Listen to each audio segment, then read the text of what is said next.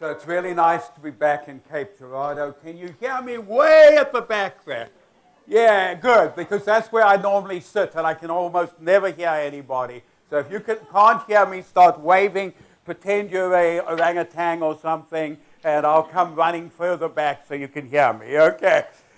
So what I'm going to do today in about, hopefully, 50 to 55 minutes is explain to you why all of you are going to become the geriatricians of the future.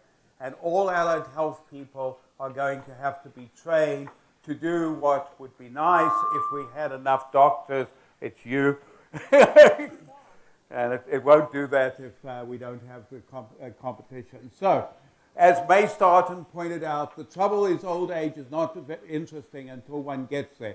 It is a foreign country with an unknown language to the young and even to the middle-aged. So you recognize that all of you are the young, and therefore you don't really find it nearly as interesting as you will when you get to my age, something like that. So this is just pointing out to you that this is going to keep on doing this. That was you walking by. Some of it's not my fault, but some of it is my fault. Okay, it's further away. I think we're okay. Okay, so just as you recognize, basically, we've got this enormous increase in people over the age of 65 coming because all of those baby boomers, all those people whose mothers and fathers, all those people whose mothers and fathers, can you still hear at the back? Yes? Good. If you can hear at the back, I'm going to put this as far away as I can. I know you need it for the recording, but it should pick it up, and that will go a little better. So if you can't hear, again, wait. So, you know, the mothers and fathers of the baby boomers came out of World War II. They had not had children during World War II because if they had children, they had to go to war. And so they decided they could now have children. They didn't know that we were going to have Vietnam, North Korea, Iraq, Afghanistan, and who knows what. As we keep on putting more money into the army, we'll have to have another one. So, you know, we seem to like having wars. I've never understood that because it doesn't help you when you're old. It's nice not to have wars. Okay. But nevertheless, what has happened is there is no geriatric workforce. So the United Kingdom and France have bigger geriatric workforces than we do, but they're not very good. And actually, we have the third most geriatric workforce, except that everywhere in Asia is astronomically increasing the number of geriatric physicians, as opposed to the United States, where we're almost going down. By 2030, we're going to have about one geriatrician for every 4,254 older people. This just makes no sense. No matter how you want to look at it, we're getting an older population. We're going to stay the same or get less geriatricians. No one wants to be a geriatrician. It's very simple. Geriatricians used to be slightly better paid than pediatricians. Now we're slightly worse paid than pediatricians. I don't know what to say about that, except it's not very good for me when I have to recruit people to come into geriatric. They say, why do you want to be a geriatrician? I say, well, old people are wonderful, and I'm talking to 25-year-olds, and they look at me and say, I beg your pardon. And then I say, and you're not going to get any money for doing it? So this seems good reasons to become a geriatrician. So I personally think there are wonderful reasons to be a geriatrician. It's so much fun, but it's not going to sell very well. So many years ago, George Edward Day, back in the 1850s, said, I offer no apology for the publication of this volume. The subject is one of the highest importance, and yet it has been strangely overlooked during the last half century by physicians of all countries. And this has not changed today. The majority of physicians get very little training in geriatrics when they go through medical school, and most physicians I meet say, I look after lots of older people, so I know how to do geriatrics. And then I say, well, I saw Mrs. So-and-so. She was your patient, wasn't she? I can't believe how you tried to kill her, but that's okay, because that's exactly what you do if you're a general internist and you know no geriatrics, and that's exactly what happens. True. So we know that a geriatric assessment can be extraordinarily useful. And in fact, when we do this, we pick up these geriatric syndromes, We can develop targeted treatment plans and improve patient outcomes. It focuses on function and quality of life. You reach a stage in life where if I live another week is much less important than if I live 5 days comfortably and die 2 days earlier. And it's very important to watch out for that and pay attention to that. And it's not based on chronological age, but functional impairment. And that's what we're trying to talk about. So there are lots of people 65 to 75 who don't need a geriatrician. I've met some 98-year-olds who certainly don't need a geriatrician. But as you get older, you're more and more likely to need a geriatrician. This is the original study that was done by Larry Rubenstein when I converted from endocrinology to geriatrics. He was one of my junior faculty at UCLA, and they just finished a study showing that basically if you did geriatric assessments and treatment to people, they had much better outcomes. And there have been a number of studies since showing that you improve with a geriatric assessment function, you decrease mortality, and you also basically decrease admissions to nursing homes. So the geriatric assessment works. Now, to be fair, if I do a geriatric assessment, I can't tell you that I'm going to make you 25 again. I'm not even going to be able to make you from 90 to 80 again. But I can fix things that are uncomfortable and making you miserable. And that's really not that difficult to do. There are outpatient studies that have been done that also show that if you do an assessment, a geriatric assessment in an outpatient, now that takes me an hour and a half to do. And for that hour and a half, some people will get better. Everybody won't get better. Fortunately, there's so many general internists and family practitioners who have no idea what they're doing. Most people I see come to me and I can fix them. My favorite patient recently was an 88-year-old with prostate cancer, and he had secondaries in his head. His head was full of secondaries. When he came to me, his complaint was, "I'm tired." And I said, "Yeah, well," and he said, "You know, I'm on all these medicines and I'm tired." And I looked at his medicines. He was on 26 medicines. And I said, "You're 88, you're tired, you think it could be the medicine?" He says, "I'm sure it's the medicines, doc, but my doctor told me if I stop any one of these medicines, I'll be dead tomorrow." So we had a little talk, and he went home on one medicine. And 6 months later, he got into a hospice, and the hospice nurse phoned me and said, "We have a problem." I said, "What is it?" She said, "He won't take the pain medicine because he says that as long as Dr. Morley told him if he didn't take any medicine, he'd live forever." So I had to go and have this conversation that maybe it was time to take some pain medicine, and that was okay. So that's the sort of thing I do after an hour and a half with people. And it often takes at least an hour. You think it's okay? It takes at least an hour for me to get to the stage of knowing what to do. Then it takes half an hour to speak to the person I'm seeing, and then I spend the next 3 days talking on the telephone to every one of their daughters and sons who don't agree with anything I've said, because they know that they should have their grandfather on all of these things forever. You know, this is the life of a geriatrician. So what is the way around this? So Medicare, for once, actually CMS, actually was fairly bright. They came up with the concept of having a yearly wellness exam where you would look at some of these geriatric things and look at the preventive things and see what you could do with it. And basically, it reviews your medical and family history. You look at an updating list of current providers and prescriptions, height, weight, blood pressure. Look to see if you can think properly, personalized health advice, list of risk factors and treatment options for you, and a screening schedule. It leaves out looking for the geriatric syndromes, which we have now put in, because if you don't look for the geriatric syndromes and you spend all your time looking at blood pressure... I want people to hear your speech. I don't. Okay, is that better? Yeah. Nobody had complained at the back, so I felt I was shouting loudly enough. But when I sit at the back, I usually go to sleep, so maybe that's what happened. Okay, so how did we get back there? I didn't even do anything. Good. Okay, so the wellness visit, if you add the geriatric syndromes, and you don't focus on doing the things that you would do for a 50-year-old, actually becomes very useful and a great way to do it. Now, the beauty about the wellness exam is it's a health risk assessment, a consultant with a provider. It's not necessarily a physician. And a large range of allied health providers, most probably any allied health provider, can do this. Sometimes you have to argue with CMS, but it's set out that really it's for any allied health person to do this. And then a personalized prevention plan. I'm going to talk to you about how you do this.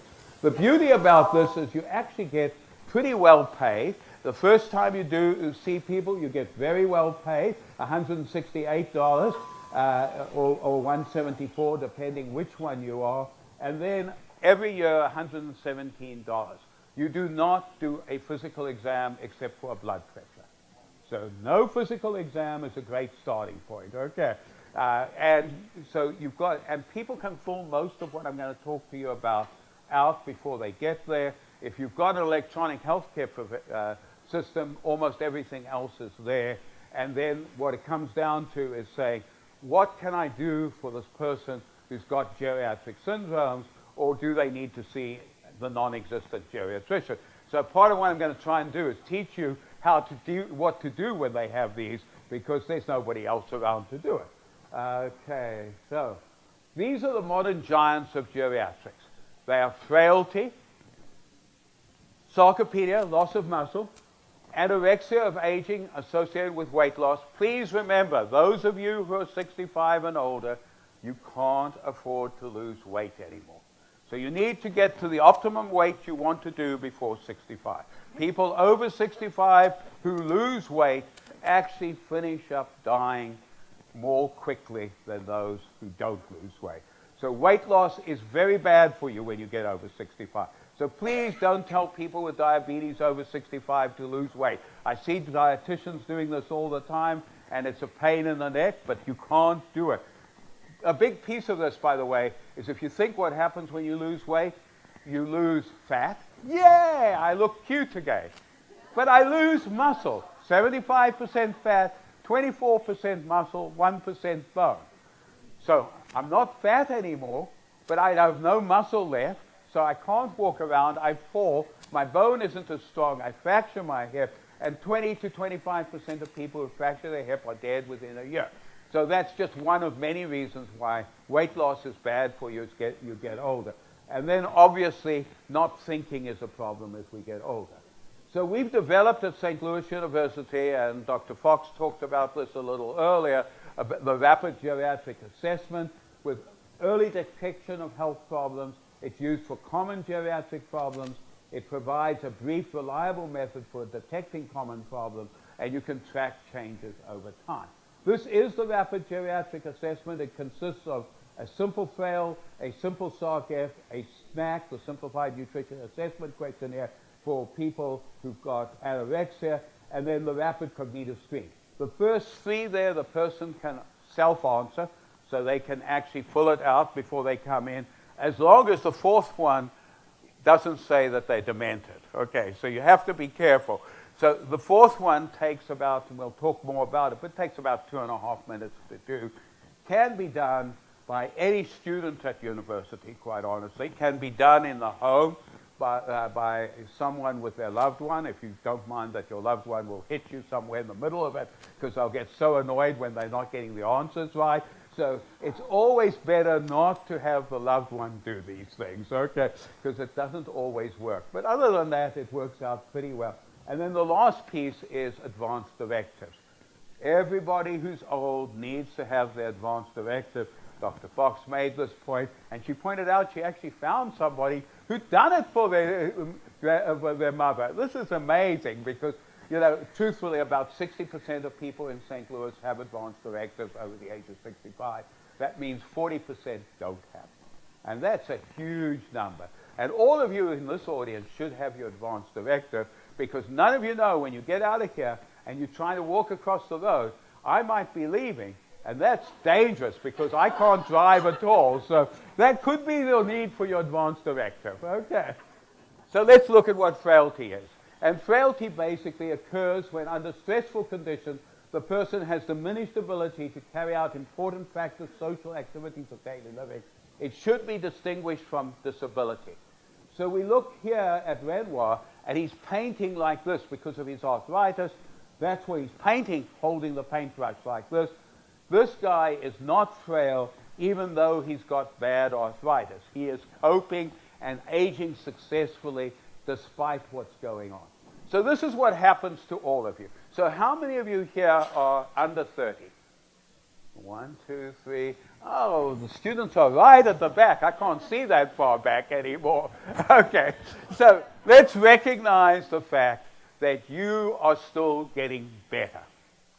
So about the 20 people who are under 30, you're improving. Enjoy your time. Make every effort to get better. Because for the rest of you, whoops, you're on your way. Okay. And we decline at almost everything from the age of 30 on at about 1% per year. A way to think of this is all the football players, the American football players, not the real ones, the soccer ones, but the American ones, they basically finish up peaking at around 27, 28. There are very few baseball players who actually improve their outcome after 30. There are a few. Steroids help, Barry Bonds, but Mark McGuire, if you want to know. But other than that, without steroids, you aren't going to improve yourself afterwards. So recognize that. It's important to know. And so we all start going down. And it doesn't matter whether we're talking about muscle strength, balance, cardiac output, the VO2 max, which measures how fit you are, or basically how well you're thinking. All of them go down. And they go down steadily. If you exercise, you can move it up so that you only go down at about 0.5% per year. And basically, if you get sick, you go down rapidly, and then you reach a frailty threshold, and then beyond that, you go on to getting disability.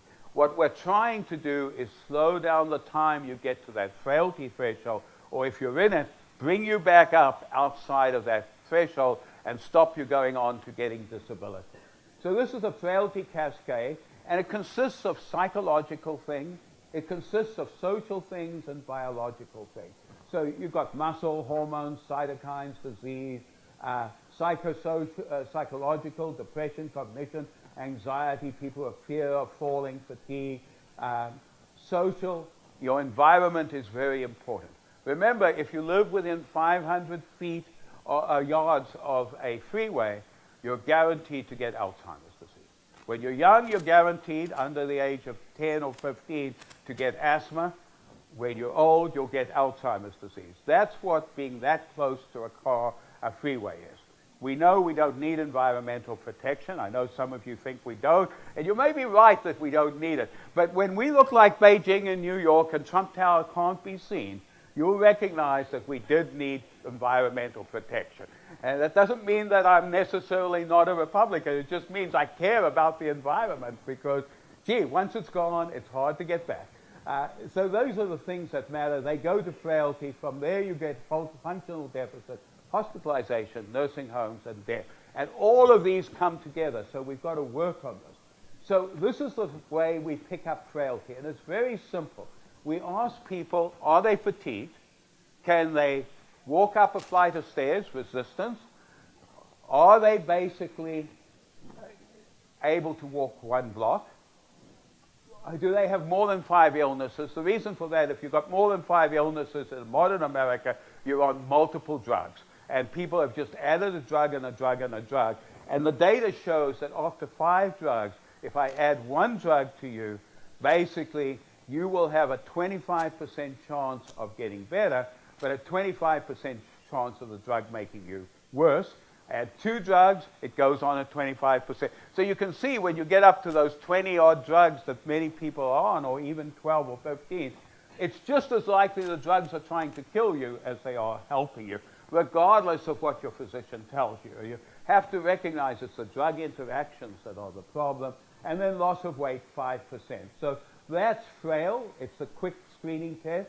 When we look at it, and we have looked at it and compared it to, there are more complex ways to look for frailty. There's the frailty phenotype, there's the study of osteoporotic fractures, and Ken Rockwood's deficit approach.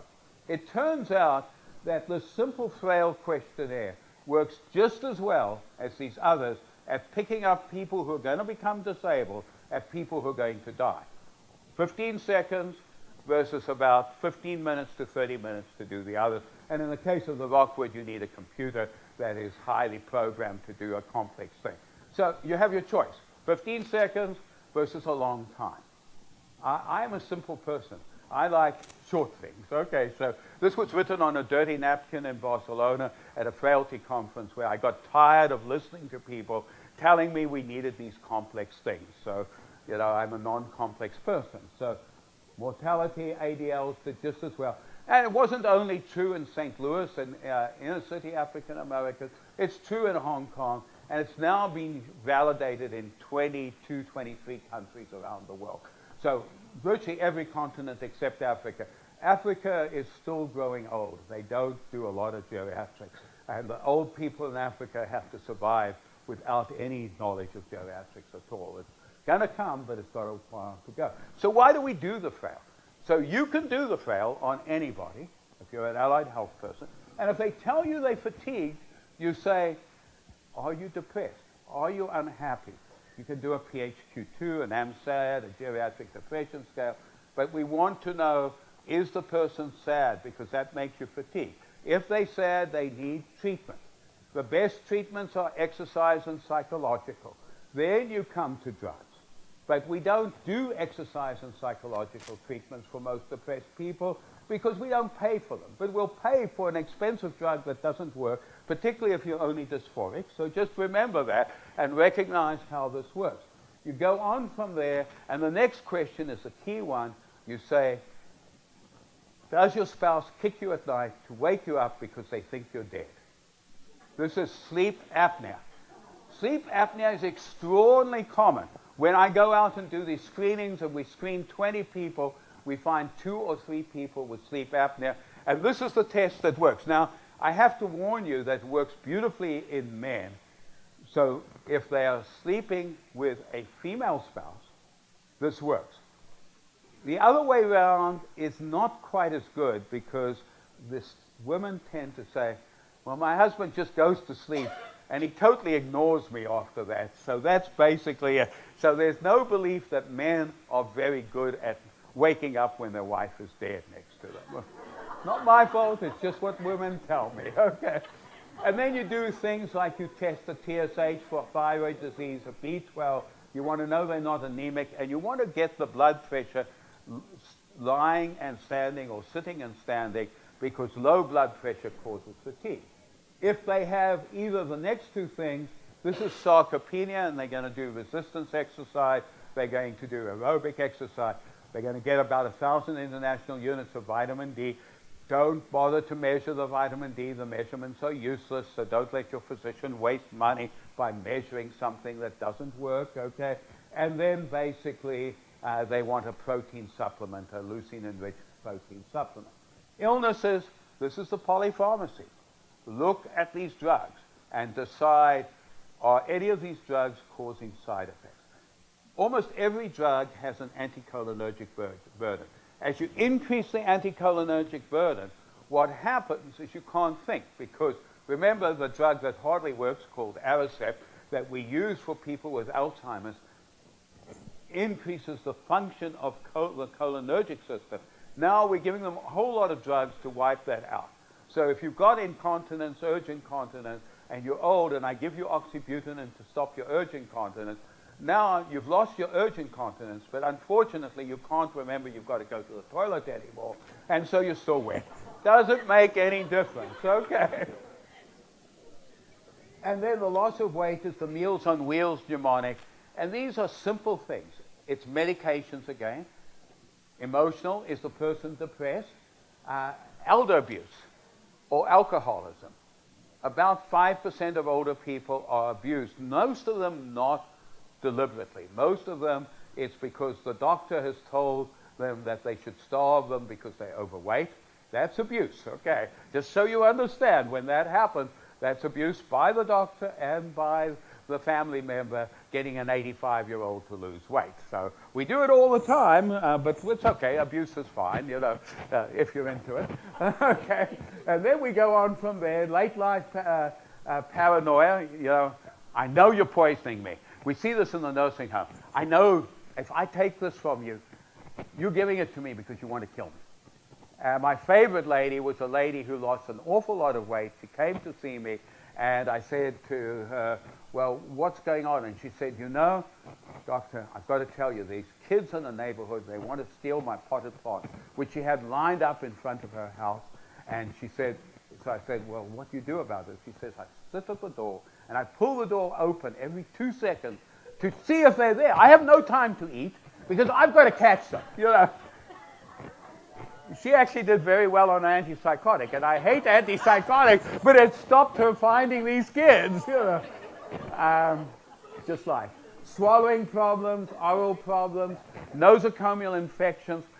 Basically, think of H. pylori, recurrent UTIs, sinusitis, big in Missouri. All of these things cause people to lose weight. And then we go on to wandering and other dementia-related behaviors, the endocrine things, excess thyroid, excess adrenal hormone or not enough adrenal hormone, and so on. Then we come to basically things like enteral problems, celiac disease, pancreatic disease. Remember, you can have first new onset of celiac disease in your 80s. And these people present with lots of diarrhea. My favorite patient when I was working at the VA was someone whose wife had moved him into the garage because he had so much stool and so often that she didn't want him in the house, or his stool in the house anyhow. So he had to live in the garage. So he came in, he was seen by the general internist at the VA, and they said, we don't know what's going on. Obviously, there's something wrong with him. He just likes to poop everywhere. All over the VA as well, you know. And he came out in the end to the nursing home at the VA, and I saw him, and I started talking to him, and it became clear he had gluten enteropathy. We treated him on a gluten-free diet, and he went back home, and we never found out, because I never saw him again, whether his wife let him back in the house. But we're hoping he got back in the house, okay. And then you go on from there to basically eating problems. Again, when I first came to St. Louis University, internists don't like to give geriatricians consults, so we weren't getting any. So I complained to the chairman of medicine I wasn't getting any consults. So he was an endocrinologist, so he had somebody, he said, you know, Morley's an endocrinologist. This person's got this tremor and is losing weight. They've clearly got hypothyroidism. Let him come and make a diagnosis. He'll feel good. So what I did is I came in, and I did what I always do when somebody's losing weight in the hospital. I went and watched them eat. And here he was. The food was going all over the place. The 3,600 calories was eating, actually 3,000 the sheets ate, and he ate 600. The dietitian was measuring the tray when it came in and when it went out. So we've got him a heavy-handled spoon. Today you can get a computerized spoon. I know the OTs in the audience really want to get these $1,000 spoons for people, you know. But really and honestly, this is where it went. And so that worked out. And then therapeutic diets. Remember, low salt is very bad for you when you're old. It's most probably bad for you the rest of your life too. But the countries that live the longest, Japan, Hong Kong, eat more salt than we'd ever think was acceptable. And quite honestly, all the data says the CDC is trying to get rid of salt. But in old people, you get rid of salt, they basically now are going to have a low blood pressure, which looks great, but you die and you fall down flat. So that's it. And then finally, cholecystitis, gallbladder disease is the last one to look at. This is the polypharmacy stuff I talked about. When we were working at the VA, we took all the people on over 10 medicines. We had them come to us, and we basically reduced the medicines, and it turned out we reduced hospitalizations by reducing medicine. Now, some people, we actually increased medicine. So it's not just shut your eyes and get rid of medicines. You've got to think a little bit. The deaths were not significant. Excuse me. But that worried me, so I went to see why they weren't significant. And it turned out that everybody who died in the clinic group actually went back to their cardiologist, who said, that Morley, he is stupid, he is crazy, And they put them back on the same medicine, and we could trace that medicine as being directly the cause of death for each of those people. You know, if your blood pressure is nothing when you stand up, you're very likely to die. Doesn't matter whether it's protecting the heart or not, because you're not going to protect anything when you fall flat on the floor. We have to recognize these things. And there are many good studies now using nutrition, cognitive therapy, basically exercise, that show you can revert frailty with lifestyle interventions. Here's one. This is just showing you at work. Another one, reversible with nutrition and exercises. By the way, this was a 5-day-a-week exercise program, and it's much more than I would ever dream of doing for me. But when you're 80, this is good for you, okay? And they improved everything there again. And here's another one with nutrition and exercise. There are lots of studies that say nutrition, exercise, and keeping the mind active make a big difference as people get older. And here we're looking at frailty in Missouri. These are the screenings. We're now over 5,000. They haven't changed. What you're seeing there is about 24% of people who come to a screening off the street are actually basically frail. Those who're seeing a doctor, it's about the same, 23, 24%. Nursing homes much higher, as you would expect, about 74%. And the PACE program, basically, of somewhere in between. This makes sense. But these are huge numbers of people with a treatable or potentially treatable condition that the average physician, the average nurse, the average PT, the average OT, now notice I said average because I know there's some of you in the audience and you're going to tell me, nah, we don't do that. Okay, but the average person does absolutely nothing, not even the lifestyle interventions that we need to do. And this is why this is an allied health professional problem. It's got to be fixed by you guys, not by physicians. Because God forbid should a physician have to take somebody out and exercise with them. That they should have to take them to the grocery store to show them how to improve their protein intake. Ain't going to happen. Okay, sorry. And would they talk to them? Even the psychiatrists don't do psychotherapy anymore. They give them a drug. Okay, we have lost the ability of physicians to actually do the things that are really useful in older people. So the next thing we came up with was screening for muscle. And here we're talking about sarcopenia, or the SARC-F. This is how strong you are. Okay, do you need assistance in walking?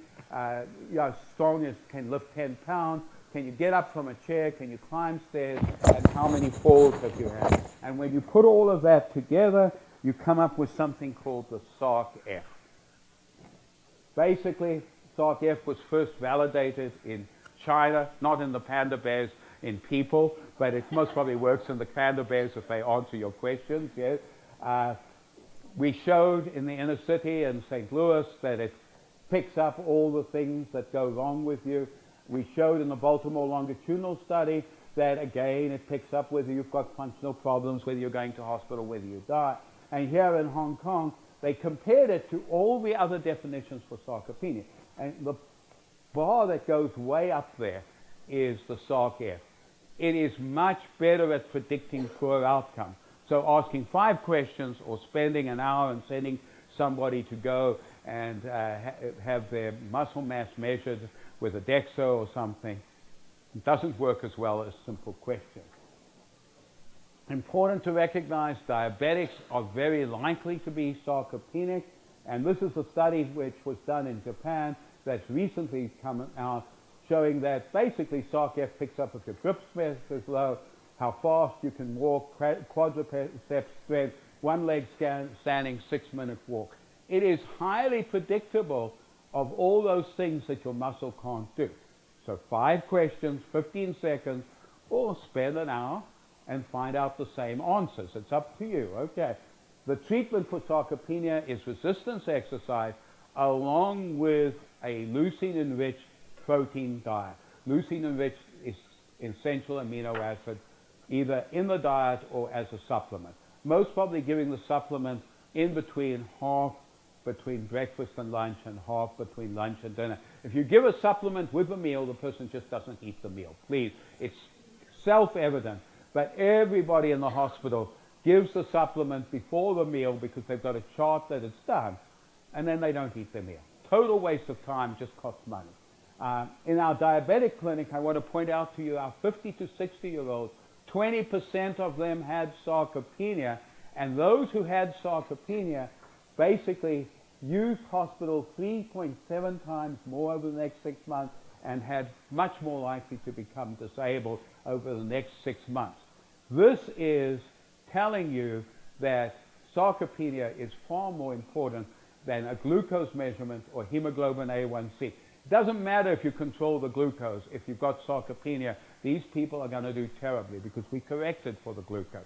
So all the things endocrinologists think are important are not important until you treat the loss of muscle mass. And this makes sense. Where are most of the insulin receptors? They're either on fat or on muscle. If you've lost half of your muscle, you've got tremendous insulin resistance because you've got no receptors. So all the fancy things I learned in endocrinology, the biochemistry and stuff, is a total waste of time. Sarcopenia, how common is it? Here we go. 1/3 of people who were screened, 1/3 of people, nearly 40%, who were case found. Nursing homes, the numbers go up and so on. Sarcopenia in people over the age of 65, extraordinarily common, easily treatable. Lifestyle, exercise, a leucine-enriched essential amino acid in your diet, and 1,000 units of vitamin D a day. Or get out in the sun for 30 minutes, by the way, which is God's gift to us, how you take vitamin D. For some reason, and I'll offend some of you, but I've got to point out to you that God is clearly a female, because what happens is that it turns out that men always want to improve on what God does for you. So instead of getting people out in the sun for 30 minutes a day, God's gift to us, men think, we'll give you a tablet. We'll make a tablet and charge you a lot of money for it. It turns out, in case you didn't know that multivitamin tablets, which are antioxidants, actually kill you. And there are now really good studies to say people who take multivitamins and don't need them will die about 1% more than other people. But, you know, man is improving on God's work. We're so good at it. So I'm so happy that we've got a female God out there to help me out. Okay. Obviously not in the White House, but that's okay. I never said that. I've got to control my tongue. Okay. So, simplified nutrition assessment. My appetite is very poor, very good. Food tastes very bad, very good. When I eat, I feel full. After eating only a few mouthfuls, hardly ever. Normally, I eat at least one full meal a day, more than 3 meals a day. And if you do that, you pick up people who 6 months later are liable to lose weight. This is our studies that showed it was highly sensitive and specific. This is a study done in Japan. This is a study done in France. This is a study done in England. They all say it works really well, no matter where you are in the world, to pick up people who are going to lose weight. And that's when you need to intervene. That's when you need to look for all those causes of weight loss and anorexia, because once people have lost a lot of weight, it's very hard to put it back on. Okay, so this is an example of the most common cause of weight loss. So this is really a test for you. You can see I'm looking after my patients very carefully. I'm covering up their eyes so you can't identify who the patient is. Okay. And the patient basically was the companion of an 85-year-old. She died. The patient became very lethargic. The patient stopped eating and eventually lost a lot of weight and withdrew into a hole in the ground, its equivalent of a nursing home. And the family brought in the veterinarian. He did a house call. He took one look and he said, easy, this is senile dementia. I'll give you a day to say goodbye, and then I'll come back and euthanize your friend tomorrow. So this is it. We're all set. Fortunately, he went home that night. He talked to his wife. His wife had no medical knowledge. This is the secret. As soon as you start to get taught about medicine, you learn nonsense, and you can't overcome the nonsense and have common sense. So fundamentally, they're looking for the common sense. She said, wait, there's another possibility. So she came out the next day. She hand-fed the patient. She talked nicely to the patient. She patted the patient. And 3 months later, you see here the outcome, one very fat cat. She cured the depression, and that's what was wrong with the cat. Depressed because her companion had died. Okay. This is the Meals on Wheels mnemonic, and we've gone through that. They're the snacks. Sorry, I'm going the wrong way. They're the snacks, and again, about fundamentally half of older people have some degree of anorexia. So remember, as we get older, we start to lose weight. People, when they're older, lose weight. When you lose weight, you die. So think about this. Don't have to be cute when you're 65. You know, you're cute. You're just inherently cute when you're 65.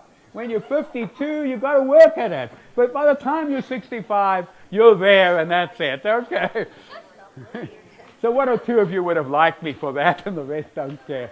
Okay, so the final part of this is to talk a little bit about cognition.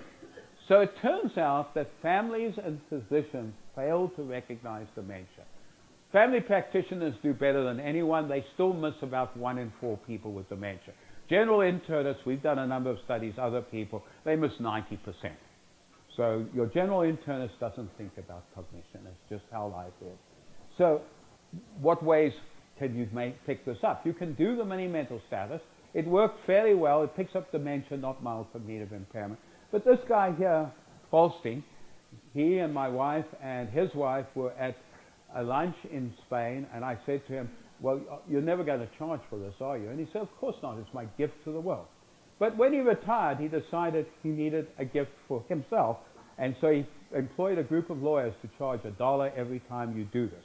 If you put this in to your electronic record and you use it, his lawyers are combing the country. They're also combing Hong Kong and everywhere else, because my friends all over the world are getting sued by these lawyers to pay back the $1 that they can prove that they did it for.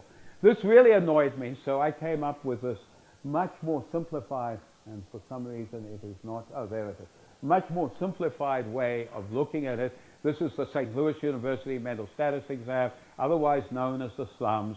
We had a president who built wonderful buildings, but didn't give much money for research or faculty. So I would always tell him every time I saw him, he would be more famous for slums than he'd ever be for his building. And actually, this was tongue-in-cheek, but it's turning out it's actually true. Now the slums is used all over the world. It's very popular. It's translated into 35 languages now. So basically, it's used everywhere. And basically, the alternative is the Montreal Cognitive Assessment. Slums take 6.5 minutes. The mocha takes about 12 minutes. And they both do much better than the mini mental status. The problem is you don't have 6.5 minutes in a busy practice. So could we bring it down to something around 2.5 minutes? And so what we looked at our data, and it turned out that if you ask the 5 words, you teach people the 5 words, you then draw the clock, ask them to put in the hours and the time at 10 to 11, then you ask them the 5 words, then you read the stupid paragraph. And by the way, this paragraph is not sexist. It's created for people who are 80-something. My young interns and residents tell me it's very sexist because the woman in it is a stockbroker, and she gives up work while her children are growing up.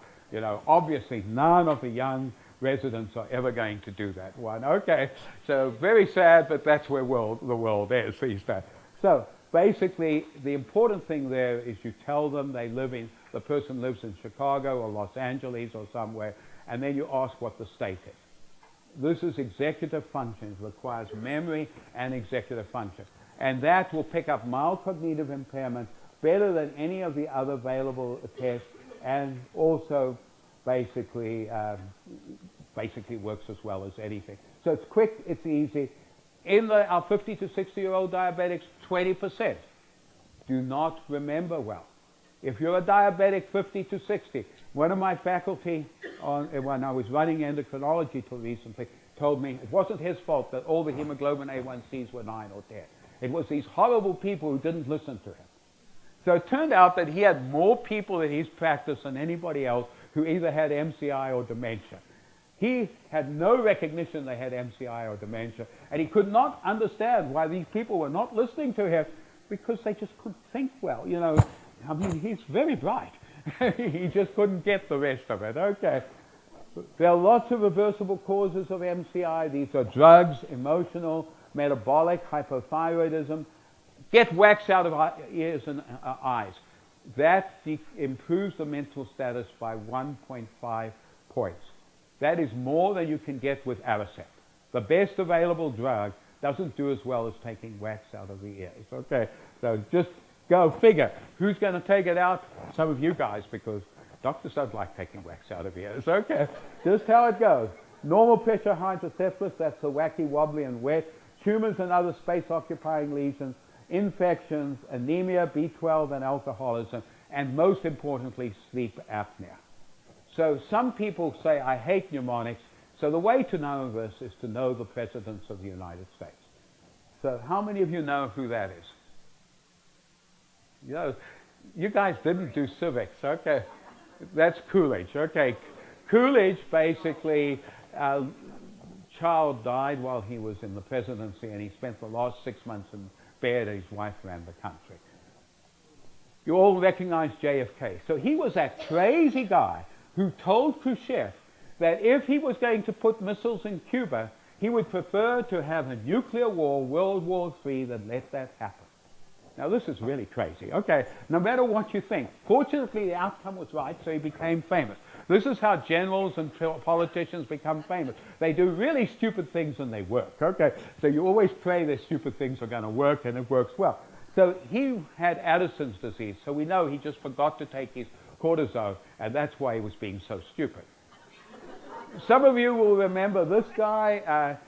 Oh, good. I'm glad one or two. The younger people most probably don't, but you know, depending on whether you're a Republican or a Democrat. If you're a Democrat, he fell off his horse on the first day of his presidency. If you're a Republican, he did it the day after his presidency. Anyway, he finished up with subdural hematomas from falling off his horse, and therefore he was somewhat demented as a president with a treatable course. Some of you should remember FDR. FDR had bleeding hemorrhoids, and his hemoglobin was 4 when he negotiated with Stalin to give away half of Europe to Russia. Not my fault, but that's how it is. Now, I remember this guy. When he was running for presidency, I loved him because he told me he would spend unending money on fixing the army. He would basically go ahead, do this. Everything would be fine. And he'd spend all this money. I would not have to pay as many taxes. And gee whiz, he'd balance the budget. No money in, lots of money out, balance the budget.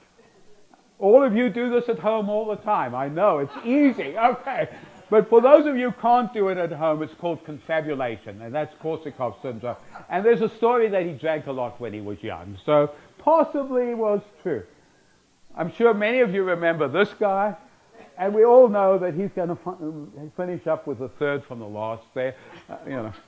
And if those who can't see it, it's infection, syphilis, okay. You guys are very slow, that's all I can say. And then Howard Taft had sleep apnea. So we've now covered all the causes that are reversible in our president. I do this because it's a way to help you remember, not because I dislike our presidents. And by the way, they were totally balanced there. There were as many Republicans as Democrats. So you can't say I'm on one side or the other. Both sides are stupid when they become president. Most probably the major requirement you seem to have, you know. Okay, I'm teasing as far as that's concerned. I actually quite liked about half of those, maybe more, you know, so what can I say? Okay, Mediterranean diet reduces Alzheimer's disease. If you take olive oil, and it's a liter of olive oil a week, you can stop a week. You can actually reverse dementia and mild cognitive impairment. This is a study done in Europe where it's easy because people do this. I get to 700 cc's and I get diarrhea. Just like, but as much olive oil as you can. It works, and it works amazingly well. We've shown this in animals. It changes the oxidative damage. Exercise improves the brain, and the finger study, the Finnish geriatric study, showed a Mediterranean diet with extra virgin olive oil, exercise, socialization, fixing basically things that are causing vascular disease, and computer games. If you put all of those together, you actually slow down the loss of brain power as you get older. And so if you look at it, that's the right Mediterranean diet with olive oil, the exercise, computer games will improve your cognition. Obviously, we want to exclude treatable causes. We've got all these lifestyle things you're going to hear after this about basically cognitive stimulation therapy. This is superb for moderate Alzheimer's. It works better than drugs, it has no side effects, and it is doing really well. People around Missouri are doing it. We have the people from Perry County, from Kirksville, so it's not just because St. Louis University says it's good. And the nice people are horrible, but who are in Europe say that it's the right thing to do. We showed in our nursing home that together with exercise, you can markedly improve the outcome.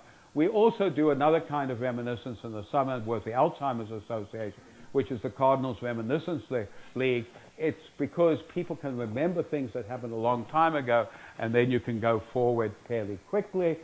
This is just showing you that, again, when you look at this, about 23 to 25% of people in case finding or screening actually have some degree of cognitive impairment. So when some doctor says, don't screen because you can't do anything, I hope I've told you there are things you can do. You can fix treatable things. You can slow it down with things that are lifestyle intervention. And this is very important if it's me.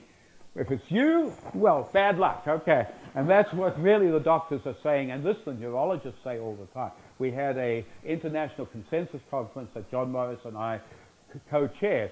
John Morris from WashU, superb neurologist, said, you can't tell people they've got to screen. I said, why? He said, there are not enough neurologists. I said, that's not my fault. That's your fault. But fortunately, I've now empowered you all to be better neurologists than you'll get if you go to WashU. Not if you come to the geriatricians at SLU, okay, because we're the only ones who do this. Perry County is doing a lot of what we're talking about there, and the program is going really well. We hopefully are going to show that only old people in Missouri who do well live in Perry County. That's what we're hoping. and we have a great belief that this is going to happen. The two people from Perry County are responsible, are here. They're going to speak to you next so they can tell you that it's not working. I will be gone by then, so that's okay. Okay. Jean Wu did this actually in Hong Kong and showed it works extraordinarily well and is as good, if not better, than a full geriatric assessment. We have information sheets available for frailty. These are lifestyle, brain health, sarcopenia. The final thing I have to tell you is that Medicare plans to pay doctors, will pay doctors or nurse practitioners or PA for counseling at the end of life, basically. And there's only one fact that's absolutely certain. It doesn't matter if you were a Cro-Magnon man, a Neanderthal man, an ancient Roman, if you were basically a space person. The one certain fact is that 100% will die. You got that? 100% of people die. Somehow people don't get this. You know, Sarah Palin said we were going to have death panels talking about death. I mean, you've got to talk to people about death. We've got to understand we're going to die, and we've got to make our own choice about how we want to die. This is my right. I don't want somebody banging on my chest, putting a tube down 3 or 4 times in the last 3 months of my life. One, it's going to cost too much, they're right, and I don't want to leave that debt to my children. But more importantly, I want to be miserable for the last 3 months of my life. And those are the choices. So everybody needs to have advance directives, and it's absolutely important that we do it. You can use the rapid geriatric screening for the annual wellness exam. You get paid extra if you do the advanced directive. Training with your patients can be done by a lot of people. You are the people who can do it who are here. Not me, because there are not enough of me. But there are enough of all of you to set up and do this. You can set up and do this stuff in your local Walmarts, Walgreens, Snooks, or whoever sells pharmacy medicines. You can do it on the street corner, and you can actually get paid if you know how to bill. So basically, this to me seems like the future. So I'm looking out here at you. You are my future. I am getting old. I need somebody to look after me. Maybe I can find a geriatrician, but most probably, depending where I go, I'm not. If I go to south of Cape Girardeau, Poplar Bluff, it's very unlikely I'm going to find one. You've got a superb nurse practitioner, Dale Transley, here in Cape Girardeau. I trained him. I know he's very good. So you've got some people here, but as you go further out, and not nobody, it's you guys. So you are the future, and I hope you can all remember that you're the future. If you want more education, I tweet every day at meddoc.slew, and it drives me crazy, and I haven't Twittered yet today. Thank you for reminding me. And basically, it gives you both medicine and geriatrics on a daily basis. There are 368 tweets up there at the moment, and it's supposed to be for our residents and medical students, most of whom don't think it's worthwhile looking at because it's the effort that they've got to look at something. Those are your doctors of the future, so I hope you're doing better than them. And aging.slew.edu has tons of videos, everything I've talked about. They have the handouts and stuff. If you want them, or if you can't get them, you can email from there and we will send you whatever you need. Finally, I want to point out that in October, those of you working in nursing homes, we're having the 4th International Nursing Home Research Conference. These are superb. And basically, we will have somewhere around 10 to 12 people from all over the world as keynote speakers talking about how they do nursing home around the world. And things are changing so fast around the world in nursing home. I mean, I went to Hong Kong in February, and all I can tell you is I went into the nursing home and I looked and I said, I want this equipment for my nursing home. All the occupational therapy stuff is computers. None of it is this old-fashioned stuff, and they all play games. So you can play, and they're games that are suited to older people to play. Most of the physical therapy is sort of virtual reality stuff. It's changing. They've got basically geroskeletons there for people who've had a stroke. If you don't know what a geroskeleton is, it fits over your legs, and it will walk for you. And it will lift your legs up. I got to try one of these out in Japan, and you've got to think you want to walk, and when you can teach yourself to think you want to walk without walking, it picks your legs up and walks for you. Paraplegics are now walking with these things.